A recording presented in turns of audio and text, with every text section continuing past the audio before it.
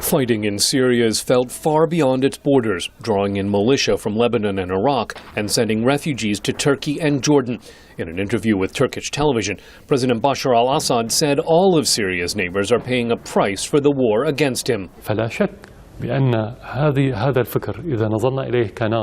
If we look at it as though it is a raging fire that is burning society, it must extend its reach.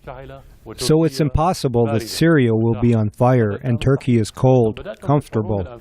The same goes for Iraq and Lebanon and Jordan. In Jordan, there have been demonstrations against the kingdom's alliance with the United States. It's a public discontent emboldened by the war in Syria, says former U.S. Ambassador Adam Arely. Domestic unrest and political unrest and popular dissatisfaction with governmental policies is present in Jordan, and looking at what's happening in Syria influences that. Fighting in Syria unsettles Jordan, which is already at the crossroads of regional crises, says American University professor Akbar Ahmed. Sooner or later that would affect the Palestinians, draw in Hezbollah and back to the Shia-Sunni confrontation and the regional powers, and that is a nightmare for Jordan. The most visible impact on Jordan is more than 500,000 Syrian refugees. Jordanian King Abdullah told the United Nations the damage and dangers are mounting. These are not just numbers.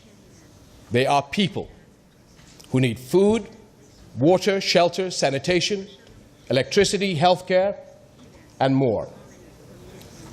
Not even the strongest global economies can absorb this demand on infrastructure and resources.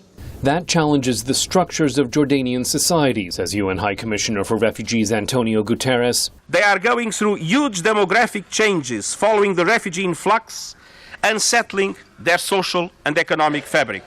At an especially precarious time for King Abdullah, says Ahmed. Jordan is a very fragile state, so it has a charismatic, intelligent, wise ruler, but a fragile base to it. The demands of Syrian refugees only make that worse, as Arely says Jordanian leaders try to insulate themselves from the conflict. It requires money, which they don't have.